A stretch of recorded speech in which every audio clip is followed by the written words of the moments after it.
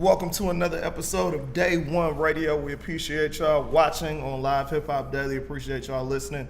Through all our partners on CLNS Media and all, we available wherever you can get podcasts, any app, any whatever, whether you got an Android, you got an iPhone, you got a BlackBerry, flip phone, Obama phone, whatever. It's got apps on there. You can get the podcast. So we appreciate you rocking with us for sure, man. And you know, we always try to bring you that cutting edge, man. And a couple of the homies that told me about our guest today, about their company, probably like 7-8 months ago. And I just really got hip and saw it in stores and went and supported it. I was like, this is pretty good beers. Y'all know from listening to the show, both Maurice, who's not here today, and I, you know, are craft beer aficionados. So it's good to have, you know, the first brothers to own a brewery, own a brewing company in Georgia, in the state of Georgia, and one of the few in the world that own brewing companies. If you do your research, man. Yes, sir. We got Chris and William from Down Home Brewing, man. What's up, guys? How y'all doing? Man. I want to do a round of applause. Hey, man. Thanks for having us. Of course, man. I'm glad we can make it happen for sure, man. So, I mean, we started at the beginning. I've done a little bit of research. I know, Chris, you were doing home brewing for a long time, right? Yeah, well, 2010. I mean, that's a long time ago. I guess so. According, I don't know if y'all seen that meme online. According to some people's math, that's 18 years ago. Shout out to her, her math teacher. 18 years ago. You know how some people just like, they feel like you have to be doing it for eons of years and all that. People always try to push people out based on whatever their own situation is. No doubt. So, have you always been a craft beer guy, or you liked good beers? Not always. Okay. How did you get into, like, what's the first one that you can remember that you was like, okay, this is my gateway drug. This is my entrance to the game. It's some people may not consider it a craft beer, but well, now they may not. But back then, I think it was Fat Tire. Fat Tire. I mean, at the time, no, it was. Yeah, that was my first one. Okay. Then moved from that, kept getting into it, then went to Sierra Nevada. Yeah. It was over. Yeah. For me, it was back home in Dallas, Texas. My pops, he was a hunter, a real big hunter. Okay. So we would go out. I remember actively going out into the woods. We'd go back down home into the land, that we, own, kind of had right there. He would take us out in the blinds. We'd be hunting wild hogs, turkey, yada, yada, yada. But he always had about a 24-pack of Coors, like the yellow cans. Man. So I get to about, 12 years old. I'm like, let me try that. I tasted it and everything. I'm just like, nah, I ain't about this life. And so fast forward, I get to college, discovering my drinking legs and whatnot, and I, taste Coors and it tastes different. I'm noticing like, dang, this doesn't taste the same. For some reason, something changed about it. Like, it tastes like banana now or something like that. I started picking up stuff. So I'm like, let me just try some exotic stuff and everything. And so, of course, like most people, is like, all right, let's get into the Belgians. So the first craft I ever truly had was a Chimay Blue. I remember I was at Après Diem. I was Après Diem, right? I think I had a scout bomb, so I was on a budget, all on a budget. I had a Chimay Blue, man, and that just blew my taste buds away because I was used to Texas beers, your Lone Stars, your Miller, your Coors, your Heineken, Bud Lights, your Corona, Dos Equis, and man, I had that Chimay. I'm like, oh, okay, I think I'm in love right now. It was one of them. I don't know if you ever seen that movie, Neighbors 2, the girl hitting the blunt, right? She was just like, I think this is my thing now. I drank the Chimay, and I'm like, oh, okay, I know what I'm supposed to do with life right now. This is my thing now. That's definitely what's up now. What was the first beer that you home brewed, and how bad was it? Oh my gosh, it was when I first started, I bought a kit. Right. Buying kit. So the first one was a Pilsner. Okay. Tastes like pure garbage. I mean, in 2010, like, it wasn't easy to go find all the little, doohickeys and nuances that you need to brew. Like, man, you kind of just had to get in where you fit in. Oh yeah, man. I done went from making garbage to bottles blowing up in my rooms and making messes and stuff like that. But yeah, it was at Pilsner. Gotcha. Mine was a kit too. My ex-girlfriend at the time bought me one. I remember I took it to like a party one of my boys had and everything. It tasted okay. Like it was all right. But then I got the real big boy kit. Now I'm like, okay. And this is around the time I met Chris first. And I was like, I'm not going to do this at the crib. I'm going to go do this at this house. So it was like me, whole gang of folks went over to his crib. Yeah, man. You remember that? Went over to his crib. It's more fun when you brew with other people. Yeah, Like, it and is. especially somebody who know what they doing. So it was like I kind of cheated. Like I went and I got a tutor, and I was like, let me see how it is. So Chris was like the first one to show me how to this is how you do, the ABV. This is how you actually create the wort. Yada. And I'm like, oh, I didn't realize I was playing doing stuff for play. He was doing stuff for real. Yeah. When to know? How did you guys first meet? Man, this had to been back in 2012, 2013, something like that. Yeah. And so a mutual friend of ours, guy by the name of Lennox Mercedes, shout out to Lynn, man. He does Atlanta's hip hop beer festival out here, high gravity hip hop. So long story short, he calls me out. He's like, yo, man, there's this dude I need you to meet. And he makes his own home brew. Now I'm like, I just bought a kit. Perfect. Let me just meet this guy. So he introduced us, and it was just bromance right there. I'm like, what? He's like, oh yeah, man, I'm doing this, yada yada yada. I walk in, I'm thinking I'm doing big shit with. Oh wait, stuff. No, you good? Oh, okay. I think I'm doing big shit. Yourself, bro. Okay, I think I'm doing big shit with my little kit and everything. This man got a whole kegerator set up with the taps coming out. I'm like, oh, he's for real doing it. So link up with him, man. We start talking. I tell him about how I got into brew, man. We started talking about the love of beer. I'm telling him about all the people I know around that's doing stuff in beer through my connection through Morehouse, through my fraternity, yada yada yada. And it was just like, man, we need to pretty much make this thing move forward. And I want to say, Chris was just like, man, hey, if you try to rock with it, let's roll. And I'm like, hey, let's rock and roll, brother. Ain't nothing but a thing. Even locally and nationally, there are so many people that home brew, their crew home brew or whatever, and they turn it into a business. What was the catalyst for you to be like, I can actually do this? Really, it wasn't me. It was a lot of people telling me. Okay. Man, you should do this. You should do this. So, him being one of them, Lennox being one, and a gang of other people, man. So I kind of creeped into it, looked into it. Damn, that shit expensive. Yeah. Then you get to dealing with all the federal paperwork, the state paperwork, local paperwork. So I put it like this, man. It's in the midst of it and just doing it, I say 6 months in, I was like, man, forget this. Because when you dealing with that, man, you have the state, Georgia Department of Revenue come out to your home. Oh, wow. And check you. You got to do fingerprints. You got to do background check. All the paperwork takes about roughly a year. Wow. So like I said, 6 months in, man, I was like, man, forget this. But it's like, man, hey, you in too far to turn back. Right. So it just kept on going, and I said, hey, then as it was going, I'm still making more and more different beers, more and more people liking it. So that was, I think the thing was just people yo, man, you need to do this. What was that feeling like when you first did your first official batch as Down Home Brewing? As in commercially or just at home? Commercially, like the one that people you didn't know was able to get it and taste it. Brewing it commercially, the first, time we started milling the grain. Of course. You know what I'm saying? So all on Snapchat. I'm running around just taking pictures, man, and just was getting hyped. Yeah. You know what I'm saying? And I think the biggest thing was seeing that distributor truck back in, because at the time we were just, kegs. Yeah. Back in and picked up man. We did like 120 something kegs, 60 of the IPA, 60 of the pomegranate,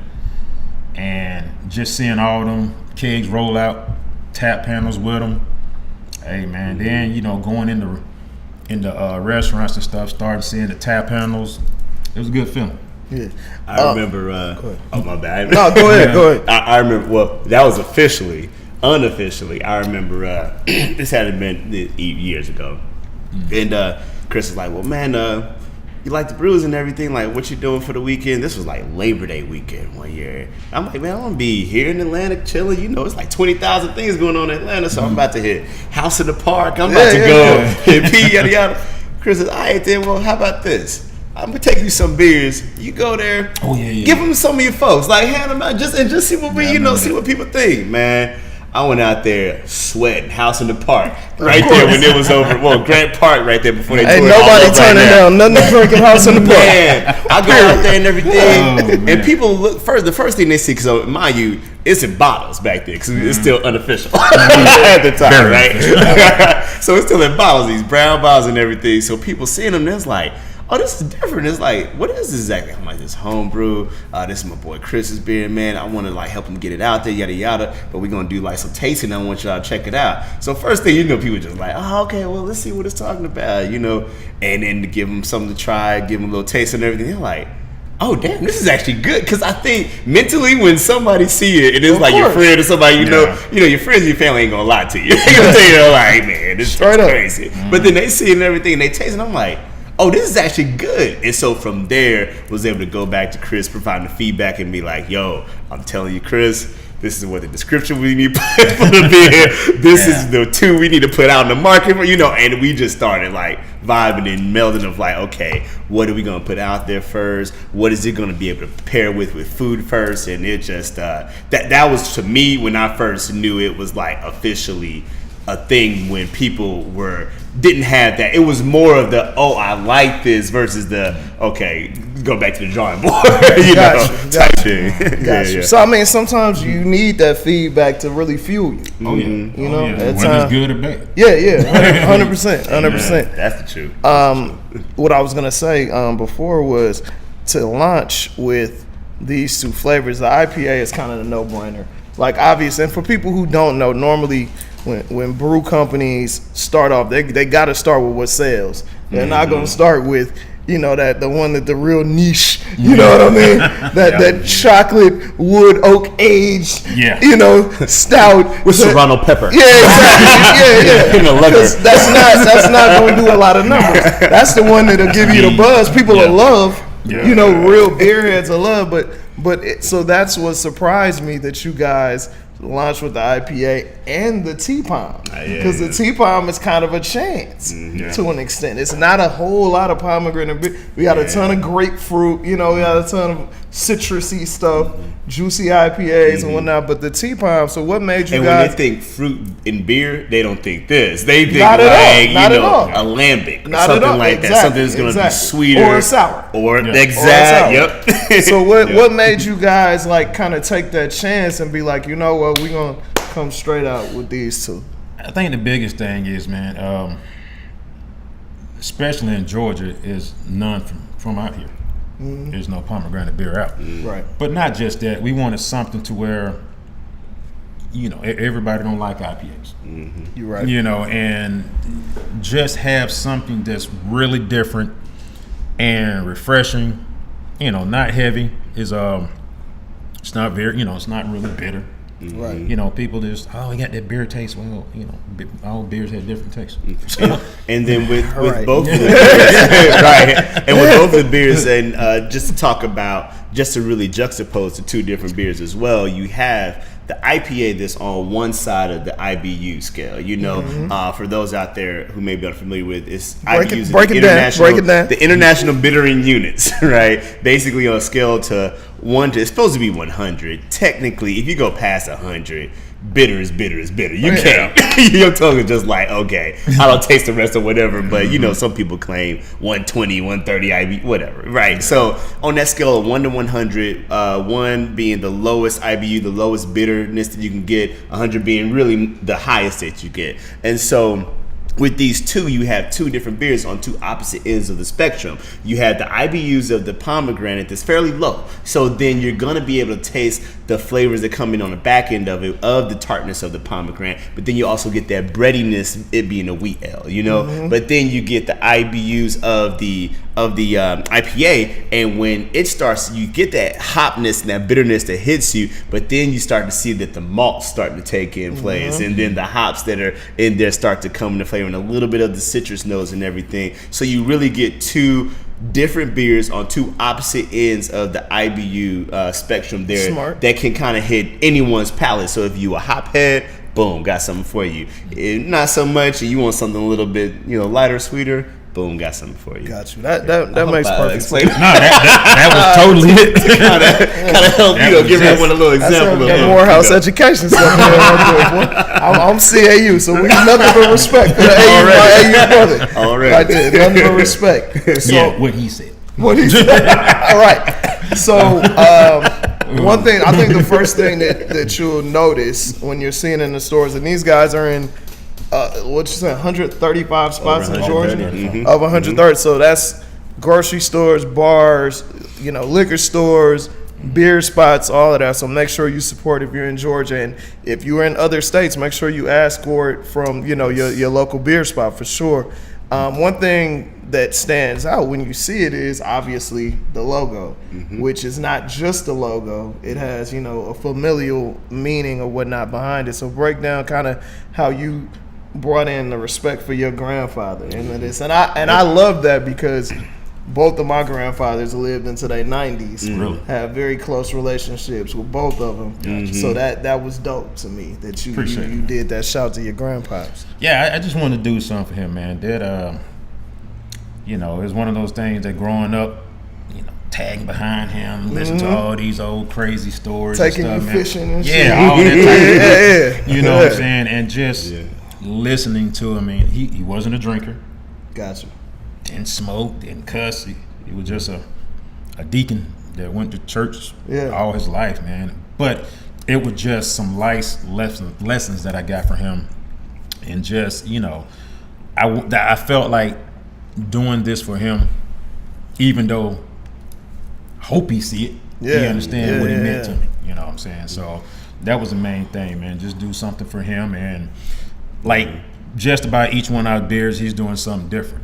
Gotcha. You know, and the character is Herschel. He's like Herschel. He's like I like to call him like a traveling gnome. Like every situation, every beer he's in, he's doing a different thing, And so on the pomegranate can, you see he's wearing like the Sultan robe because pomegranates are from that region or from that area from the Middle East, and so therefore he's wearing that in that caricature. For the IPA, for the Georgia Hooch, he's actually on a tire shooting a hooch and everything. And a lot of I'm from California, so I didn't know nothing about being in no inner tube going down the river until I went to college out there. So that's really something that black folks do, white folks do. It's just some cool stuff to do in the summertime. So don't be like, oh, what the hell is it? That's really something people do. And that's the thing about it. Everything that he's doing is something, it's a story behind it. Yeah. It ain't no, and that's one thing, that I do want people to understand about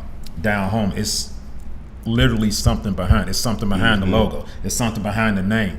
The name came from my dad. Gotcha. He from South Georgia.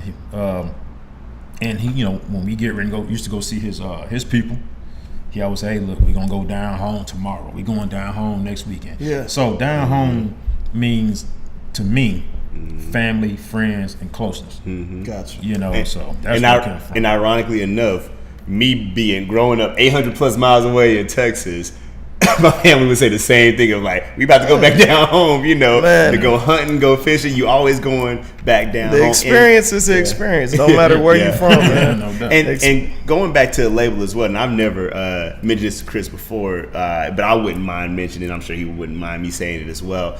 To me, or what really attracted me to coming on board and doing everything with Down Home, the fact that this man put a black man on a can, has him right there on the can. It really does debunk this narrative or this false narrative that's out there of black men not being present in other black men's lives, especially in the lives of their sons, their fathers, their grand, et cetera, it's beautiful to me, to see that, like, paying homage to a black man who's been a very influential figure in your life, and the idea that there's this, in some situations, not to get too political, like areas where it's like, say how you feel, man. Brothers ain't got, black men, fathers, in their life, and it's like, nah, we are here, we're here, and very influential, and cause you do great things, Nah, that's really dope, man. Yeah. Did you guys get any kind of like backlash? Or you might not want to put a brother on the cover.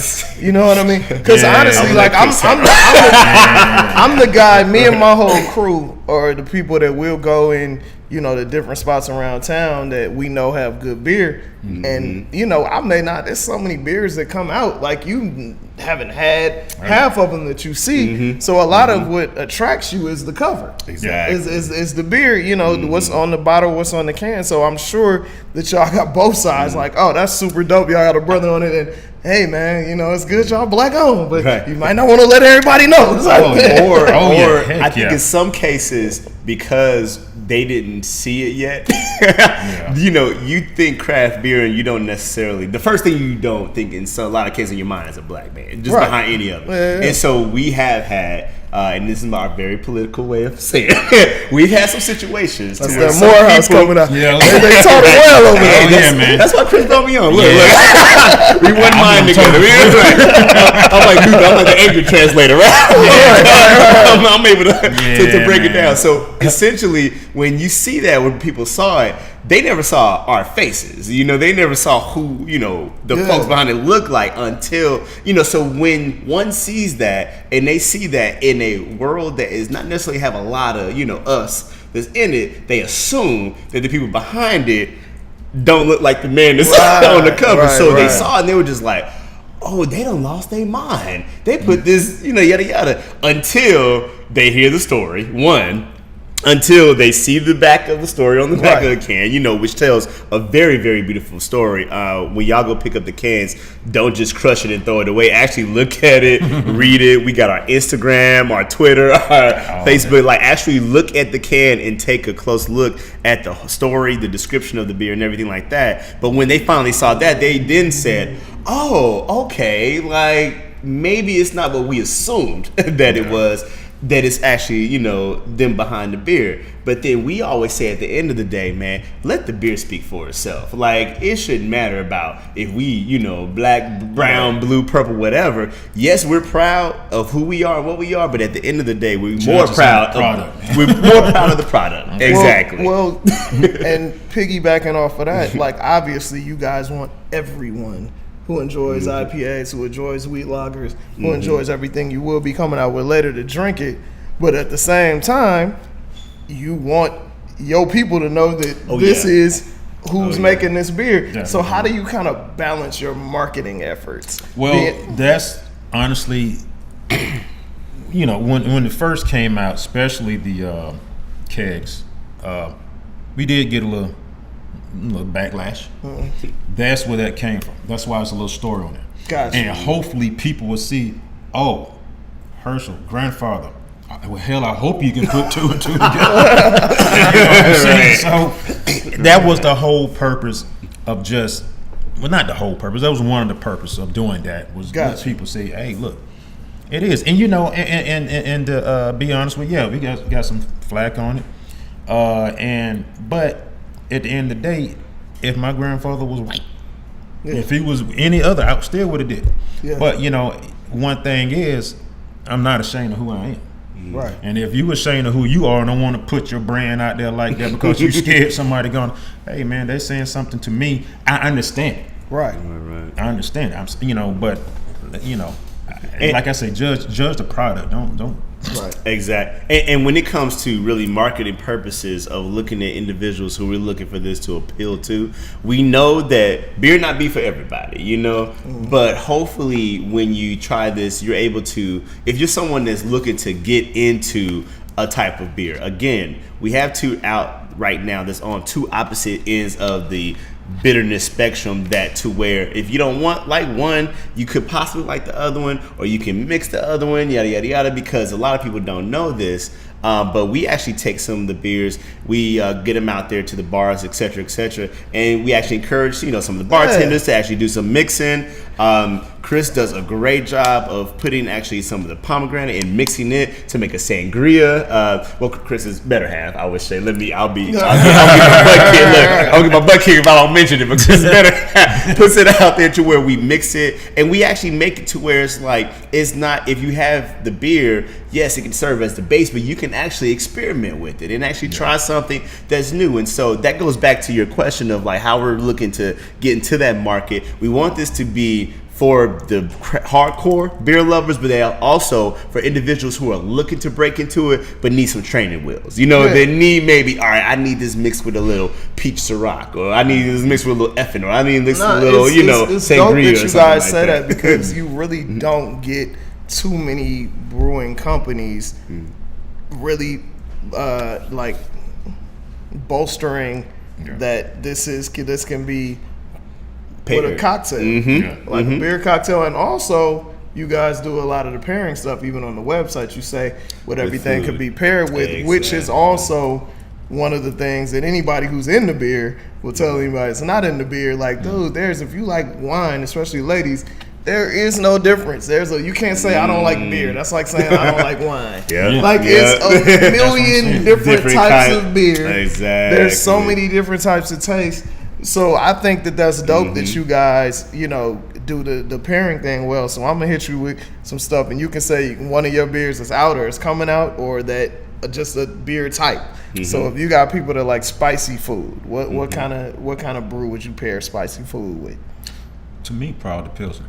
The Pilsner, yeah, definitely. So we do have more beers. We're gonna get into that too. Yeah. These are teasers for now, but we're gonna hit you. We definitely got a profile that's out. And actually, if I can do a quick plug, if you don't mind as well, on the website. Bro. If you go on the website, homebrewingcompany.com, you actually look through the website. You can actually see that we have several of the other beers actually listed on there that aren't yet coming out, but they're little teasers that we could actually, release soon. And if you guys shoot us an email and you guys become really nice with us, you could possibly, I don't know, maybe try these beers if they're in stock. We'll see your address, we'll see your time, location, and you'll come out. Beers, right. Even that's not even on the site. Right. So, but I would definitely say the Somerset. The Somerset definitely would counteract any type of hot spiciness because of that the light flavor of it. But definitely Somerset and What would you pair with seafood?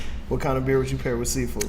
A nice Chilean bass or something. I would do the pomegranate with it. Be the tartness on the back end with that wheat. And it really is contingent on how you're seasoning your bass, because you can throw some nice. We black, we season stuff. So right. You already know that. So we get black. Is this lemon pepper? Is this lemon pepper Chilean bass? Is this lemon pepper Chilean bass? Are we doing black lemon pepper Chilean bass? So we doing some Chilean bass with some Zatarans and some Tony Satcheries or some Obey. 100%. Gotta have some Old Bay in there. But I would definitely pair that with the pomegranate. Okay, so last one, especially now that palates are expanding, type of beers are expanding. What would you pair with some dessert? What kind of beer would you pair with some dessert? Ooh, Hefe. The Hefe would. We have a Hefeweizen. Okay. Or depending on dessert, if it's like a nice sorbet with like some tropical fruit in there, like some passion fruit or guava or pomegranate, that bittersweet. Ooh. Yeah, we do have a double IPA, which is a guava mango. Nice. Okay. All right. Yeah. And also, like, we make with the Muddy Waters. with our Muddy Waters porter. Yep. Ooh. She also so she made like a chocolate mousse with the porter. You can't just say she makes. Right. You have to Well, say right. my wife. Okay. Yeah, you're right. You're right. Yeah. My wife Vanessa. Yeah, there you go. Let me stop. But she makes a chocolate mousse with the porter. Also a white mousse with the Hefe. And she might do like a The roast with the porter. That too. Yeah. But she might do like a red velvet. Nice. And layer it, where she put the red velvet mousse, just layer it up. And man, she do so much Making stuff. me hungry. You know what I'm saying? Just different stuff. Can I go back to the Chilean Bass? Yeah. I'm just thinking about that. The ATL Pale Ale I think would pair really, really well with it. If you are a Pale Ale aficionado and you just like classic Pale Ales, the ATL Pale Ale would definitely pair really, really well with that as well. So for you guys, man, like what like, because there's obviously a reason that you already put out there a few of the beers that you guys will be making in the future, or maybe are making that just aren't out yet. When can people expect to see those? It's a very good question. That we really can't answer. We don't know yet, man. We're still judging market and seeing how everything is, And I can jump. And so as the chief of operations for Down Home Brewing, we've only been out since October. I mean, we haven't even hit a full year yet. And for you to really get a good comparison between how a product does between quarters, you have to have an analysis over time. You have to actually be able to compare different quadrants. In our cases, we have different quarters of the entire year from October, which is technically like a fiscal year, all the way until October, so we can really truly see of how it does. Once we see that, then we can compare it and say, okay, this is how this does in this market, in this area, this location, yada, yada, yada. Then from there, we can see, all right, we hit one beer on one side of the IBU spectrum. We hit one on the other side. What's the one that we want to do that hit the middle? Right. Or what would be the one that we want to possibly make seasonal? I mean, there's so many varieties of variables that we have to factor in, that being only a year off, we still have more time to really grow into it and really, really think about and really understand our strategy. But you can only do that with the amount of data that you have, and right now we are working with a semi-limited amount. But as the years come, as people continue to buy, to continue to give us feedback, hit us up on the website, on Instagram, on Twitter, on Facebook, on all social medias, and they let us know of like what they like or what they really like about the beer, etc., etc. Then from there, we pull together all that data, and we can continue to make our decisions, because us being a beer of the people, we want the people to help to influence of how we make our moves as well. We're not, we don't do it because we like it too, but at the same time, we want to get something that the folks will like out there. That definitely makes sense. Yeah. Being that you guys are kind of the pioneers, especially in this state in the business, what is the biggest challenge that you had, and what is the biggest challenge you've overcome so far? Oh man, that's a good question. Still had. I think just so far, man, it's just the process of getting all this out, man. Dealing with so much people sometimes don't realize, I want to get into this, and I said the same thing. Once I really want to get into it, then you realize, like I said, how much is involved and how much of your life that you have to give up and put out for display and stuff like that. And one thing too, that has helped me as a person grow. Sometimes you're gonna hear things you don't want to hear, and you gotta have a thick skin dealing with this, because everybody ain't gonna like what you have. Everybody's not gonna say anything. You know what I'm saying? So, I think one of the biggest challenges is just growing as a person. Because it's personal to me, but everybody else don't see it like that, and you got to realize that. So, and another challenge I think is word of mouth as well, of getting it out there. I don't think people realize the voices that they have. A lot of times, especially with social media. Man, and a lot of times, you have a platform with social media or with a lot of different avenues to where people assume it's not here or it's not there. So I have several, my friends, my family, fraternity brothers, like they hit me up and it's like, oh man, I went over by my local beer store. I looked for your beer and I didn't have it. And I first go, okay, did you go to the website to see what was closest to you? They're like, oh no, I didn't do all that. I didn't do all that. It's like, okay, that's fine. We're past that. Did you actually, when you walked in there, you asked for it, their reaction was, no, we don't have it. What was your reaction after that? People automatically take no for an answer of like, oh, okay, I'm sorry. Well, you don't have it. Let me hit up Chris. Or they ain't got it. It's like, no. Guess what you could have done right then and there? As a patron of that establishment. Tell them to pick it up. Demand it. And say to them like, look, oh, okay, you ain't have this? Well, let me pull up my phone real quick. You never heard of this? Because a lot of places will pick it up. Exactly. And all you gotta do is ask for it. And you ask for it, then all of a sudden, even if you're the one that's in there buying it every week, or you tell your friends about it, yada, yada, yada, then it picks up and it goes from there. So one of the challenges I think I've seen is that people not realizing the power of their voice. And if you have a power of your voice and you actually can say, hey, I want this in my local Kroger, my local Publix, my local whatever, grocery store, my local whatever. You say it, you demand it, and guess what? They go. You want bringing them business, and you have your influential people around you in your social economical circle. It's super funny that you say that because my boy B Short had told me about it months ago, and it just you scan it through, didn't see it, whatever. And then one of your frat brothers, my partner from CLU, Malay, took a picture of like where he bought it, and I was like, oh, that's the grocery store I go to. And I literally was like looking through the aisles, like, where is this at? And I went on his Instagram. I was like, oh, here's a picture. Oh, that's where it's at. And I bought, a 6-pack. Yeah, shout out to Malay. I know Malay. That's my brother-in-law, man. He's married to my sister. Okay. Small world. He's married to Milan brother since I just saw him in New Orleans. Malay's we go back 20 years, man. That's my guy. Yeah. So 100%. So that makes perfect sense. You got to put in a little bit of effort sometimes. Oh yeah. To get things done. Exactly. There's not a lot of and we're gonna do this as a 2-part question. The beer industry is still a good old boy network for the most part. So what advice would you give to African Americans who love beer that are trying to get in the game? And what advice would you give to home brewers, regardless of their background, who want to take it to the next level? I would say right off the bat, and I actually had someone approach me and talk about this, and he brews. And he was just thinking, he said, man, I really look at what you're doing, and it's encouraging to me because I never thought quite how people would look at me doing it. And that's wild.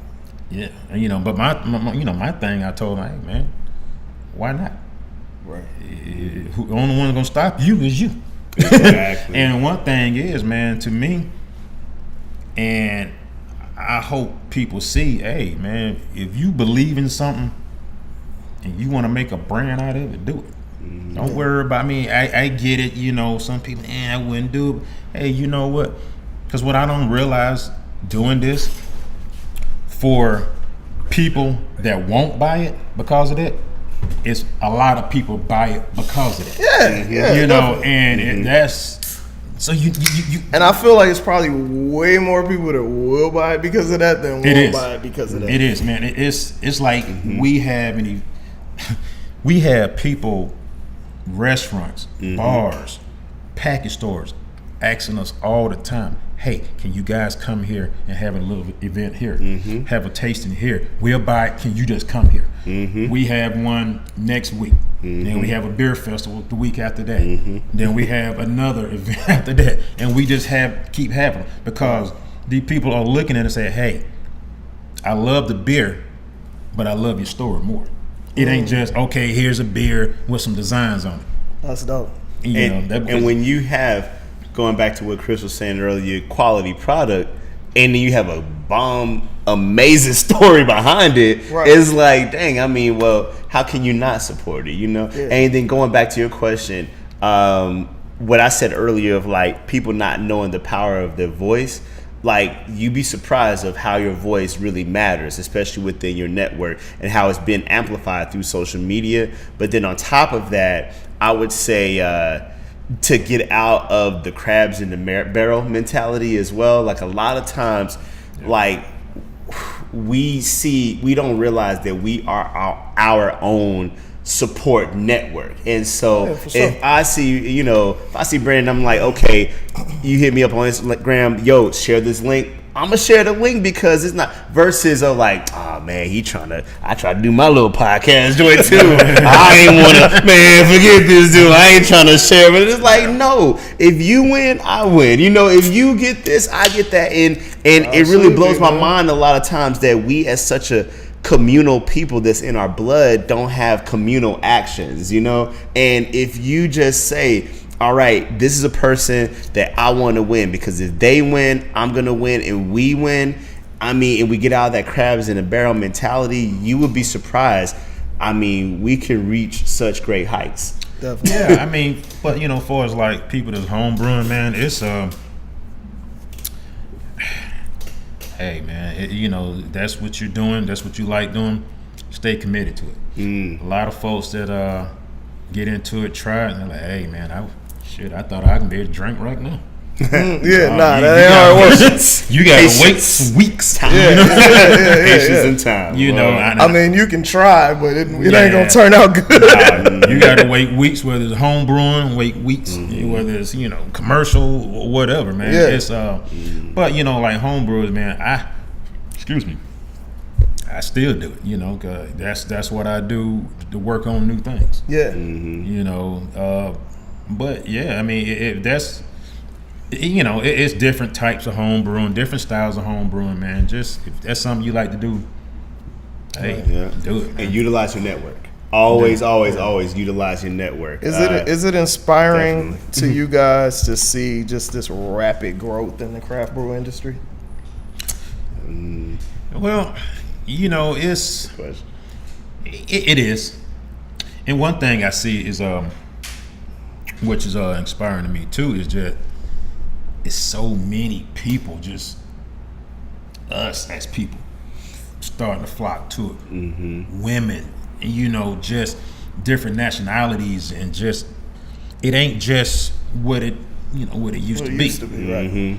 And that's one thing that I'm also hoping that people will look at us as well and be like, hey, not only if they doing it, I want to drink it too. You know what I'm saying? Right. And I hope it ain't just it's few of us, not many, but hey man, just and I would say I'm not surprised because you go back to examples like what we did with music, with hip hop and everything. We literally built something out of nothing and everything. 100%. I think I am surprised when people realize their potential. When people realize of that, oh wow, well, we actually have this in our DNA and our power to make this a great thing, and so I am surprised when we finally unlock that potential, but the potential's always been there. It's always been, but different things make, different things pull the potential out. Exactly. Things like failure, things like trying over and over again, patience, realize you can't drink it out immediately.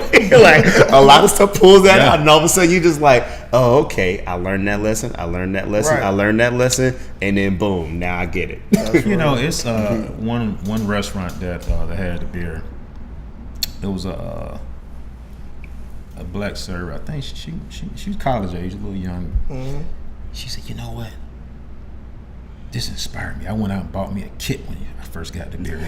Nice. Okay. She said, would you help me do it? I was like, yeah, if anything I can help you do. And I'm thinking, yeah, right. But then she started naming off things, and so I was like, oh, she done did some little research and stuff. So you never know who, you bump into that that you turn it into, onto the scene with it. Last question, man. Is it a potential, because I wrote a story probably like a month or so ago about the relationship between hip hop and beer. Long relationship that we're starting to get into the business side as well. Is there any potential for you guys to do any collaborations in the near future? Because I'm sure people, are paying attention for sure. Well, yeah. Definitely, man. We're open to a lot of things, man. We Chris is a sneakerhead.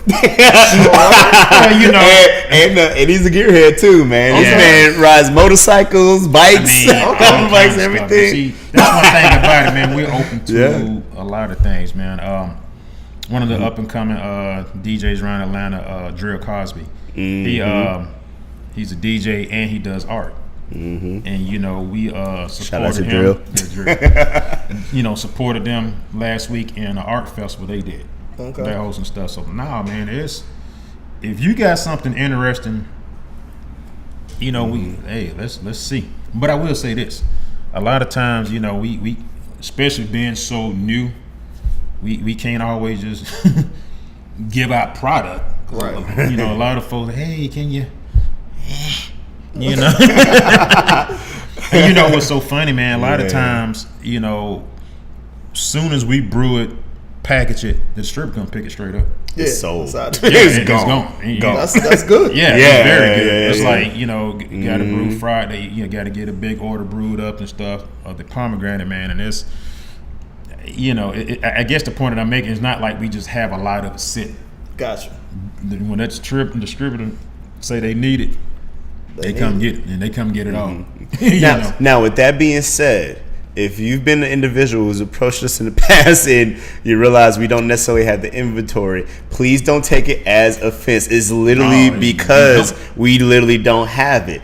Not to say not in the future, maybe, etc. But at the same time, it's like, just understand, but know that we are going to continue to do what we do, which is be the product of the people. Make sure that we are staying grounded in our family, in our community, in our history, and everything. And just know that we're going to continue to move forward, and that we will, can and will be there to make sure that we can support. But to answer your question automatically, yeah. I mean, if somebody approached us, and it makes sense. Like, and it makes sense. I like this style of beer.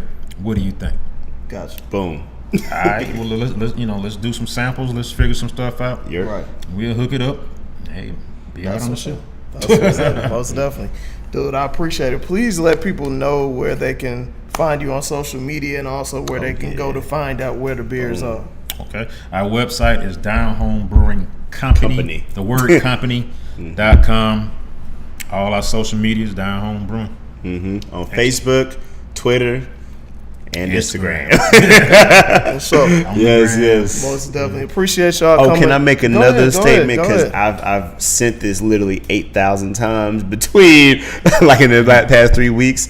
Again, if you're looking for where the beer is, go to the website. And there's a section. There's a section called retailers on there. That will give you a layout of every single retailer where we're located. A lot. Excuse me. Right. But and again, and I want to just stress this so much too. Like, if you don't see it where you are, demand it. Please ask for it. Say, yo, why don't you have this in there? How could yada yada yada? Hey, I heard that they respond directly to social media, directly to emails, directly on the website, and then that's how we all connected, through social media. Exactly, and so please, like, don't lessen the power of your voice. Ask for it. Ask questions. Don't give up and just say, oh, well, it's not here in my local yada yada yada. No, go in there, ask them, connect, reach out to us. Let's make it happen. We can definitely get it out there. I definitely want to put that plug in because people don't ask me too many times. 100%, man. Appreciate y'all coming through, man. We're going to go to a quick break, and I'll be right back to close the show. But thank you, brother. All right. For sure. Down Home Brewing, man. Make sure y'all support, for sure. Yes, sir.